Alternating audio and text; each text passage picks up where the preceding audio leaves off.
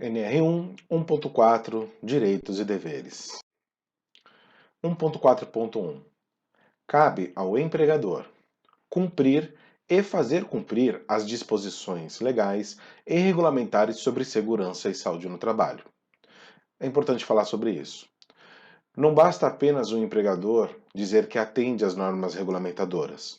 Uma vez que ele atenda aos requisitos das normas regulamentadoras, ele também passa a ter o direito de exigir que os seus empregados atendam aos requisitos estabelecidos. Então não se trata apenas de fornecer EPI, como um exemplo, mas de fazer com que os empregados recebam, usem e realizem todas as etapas necessárias, como cuidado, armazenamento, limpeza, higienização ou qualquer outra que seja aplicável, cada caso para um caso, cabendo inclusive ao empregador o direito de, às vezes, advertir, obviamente, orientar e, em última instância, inclusive demitir, por justa causa, aquele trabalhador que, depois de já ter sido diversas vezes orientado e advertido, insistir em não cumprir com os requisitos das normas regulamentadoras. Eu citei o exemplo do EPI, mas isso vale para todos os requisitos das normas. Então, vale para os procedimentos de trabalho, vale para o correto uso das ferramentas, no caso de eletricistas, ou para qualquer outro tipo de aplicação. Então, embora seja um parágrafo muito curto, a relevância dele, o impacto dele para a empresa é muito grande. Dando sequência, B. Cabe ao empregador, B. Informar aos trabalhadores os riscos ocupacionais existentes nos locais de trabalho, as medidas de prevenção adotadas pela empresa para eliminar ou reduzir tais riscos, os resultados dos exames médicos e de exames complementares de diagnóstico aos quais os próprios trabalhadores forem submetidos e os resultados das avaliações ambientais realizadas nos locais de trabalho. Este item permite que os trabalhadores tenham a plena ciência dos riscos em geral do seu ambiente de trabalho. Então ele não limita o risco. Veja que, novamente, não fala risco físico, químico, biológico, ergonômico. Ele fala dos riscos de uma forma geral. Isso implica, obviamente, que o empregador já vai ter que, antecipadamente, realizar um mapeamento de todos os riscos. Porque se o próprio empregador não tiver esse mapeamento, como ele dará ciência aos seus empregados? Então é uma etapa de trabalho que tem que ser cumprida previamente. O trabalhador tem direito a conhecer os resultados dos seus exames médicos e não dos outros exames médicos da equipe ou de colegas de setor. Às vezes, um trabalhador quer utilizar a informação de outro por motivos diversos. Isso não pode acontecer. O trabalhador tem direito a ter acesso e ao conhecimento dos resultados dos seus próprios exames e não dos demais. Letra E. Elaborar ordens de serviço sobre segurança e saúde no trabalho, dando ciência aos trabalhadores. Então veja novamente, cabe ao empregador elaborar a ordem de serviço. E a ordem de serviço tem um impacto maior do que normalmente as pessoas observam.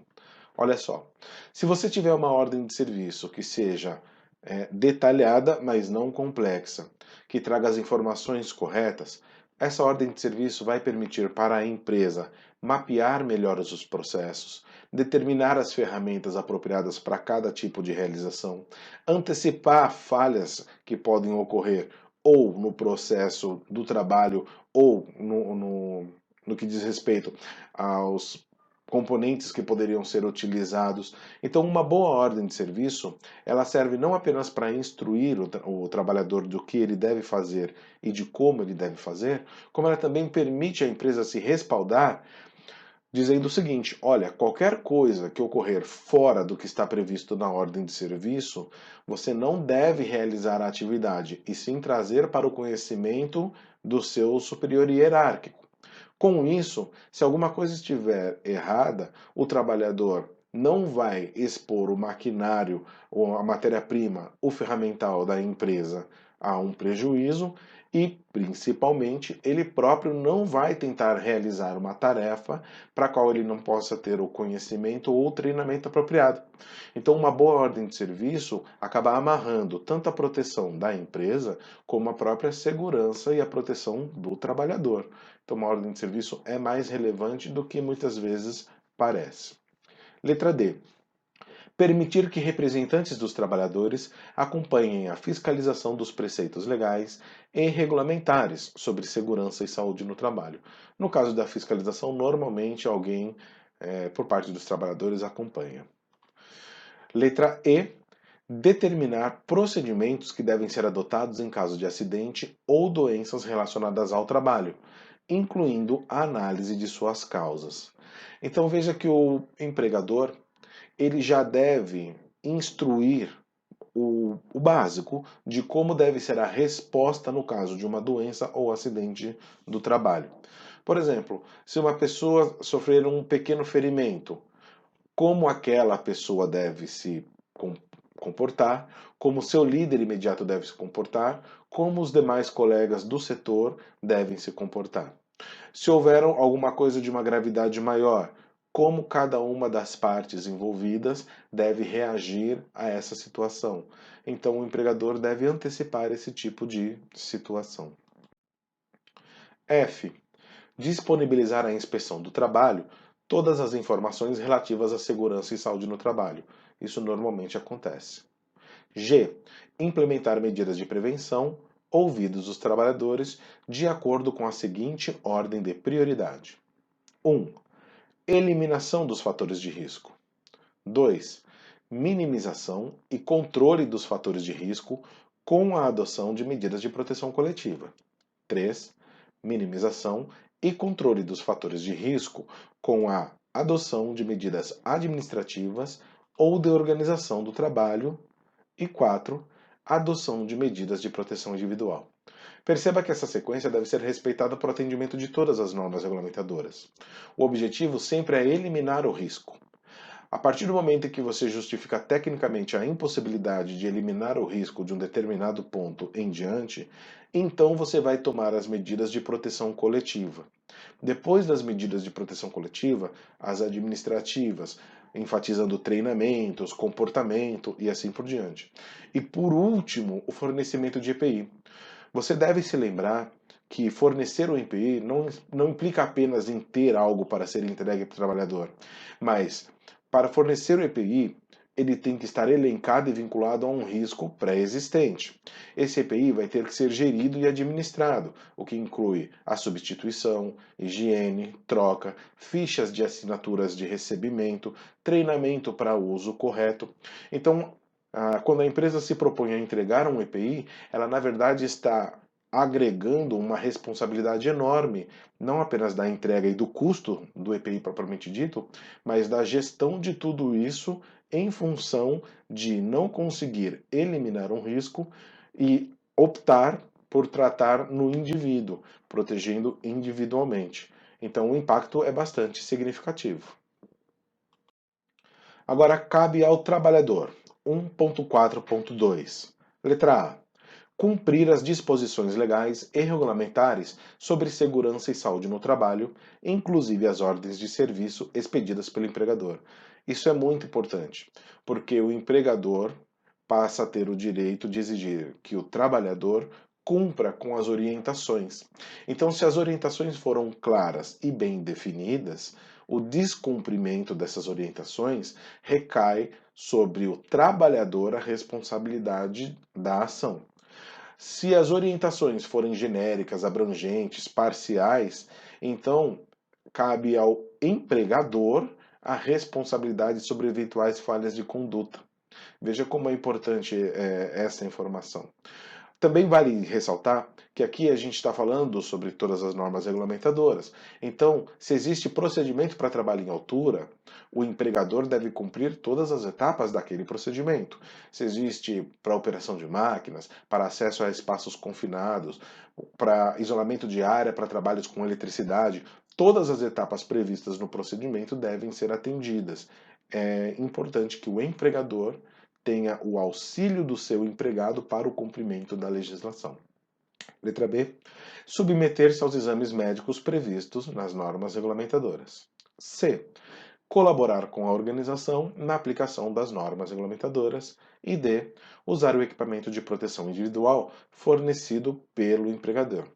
Novamente, vale ressaltar: quando diz usar o equipamento de proteção individual, é porque esse equipamento está vinculado a um risco laboral.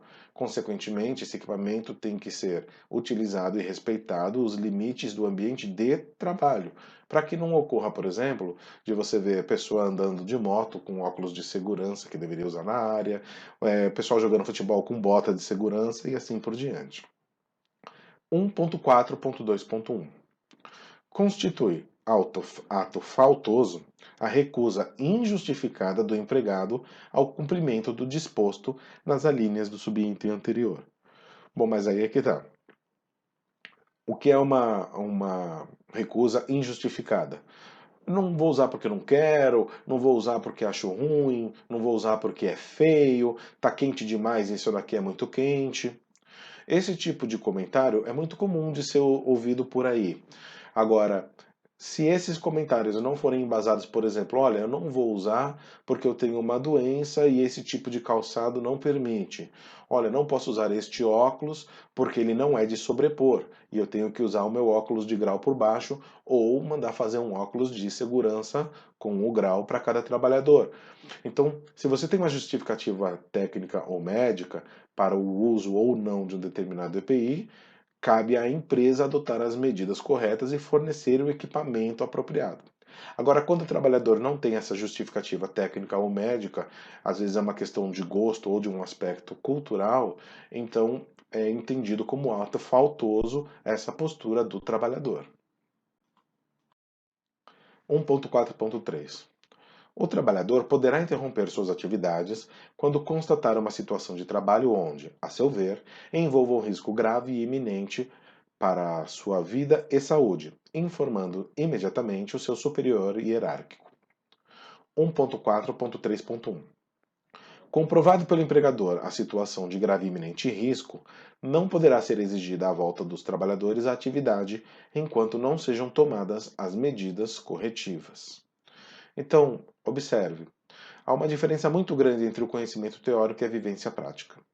Muitas vezes, aquela pessoa que tem a vivência prática consegue antecipar certos tipos de problemas que, numa avaliação de risco inicial, tenha escapado.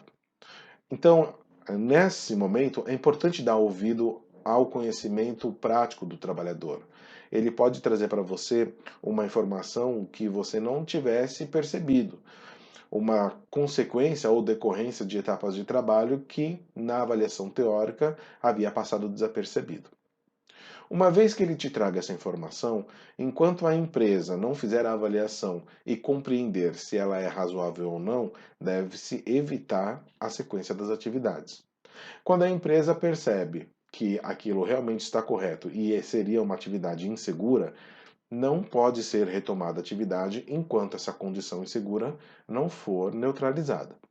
Agora, a partir do momento que se ouviu o trabalhador e que se comprovou, evidenciou tecnicamente que foram adotadas as medidas preventivas para evitar aquele possível malefício à saúde ou à vida, então o trabalho pode ser retomado sem problema nenhum.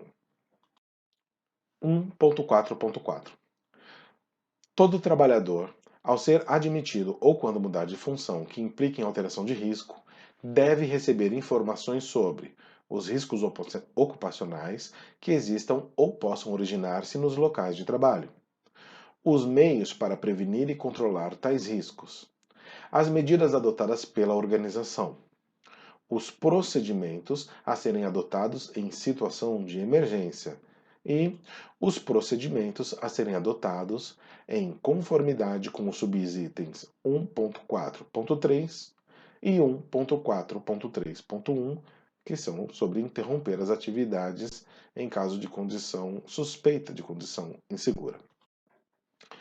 1.4.4.1 As informações podem ser transmitidas durante os treinamentos e por meio de diálogos de segurança, documento físico ou eletrônico, Mas aqui novamente ressalta-se a importância do registro das informações.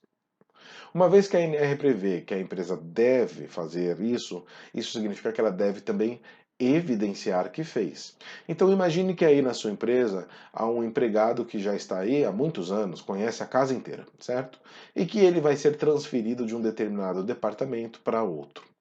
Se os riscos de onde ele está forem diferentes dos riscos para onde ele vai, compete à empresa formalizar que o informou sobre essa modificação dos riscos, tanto para maior quanto para menor.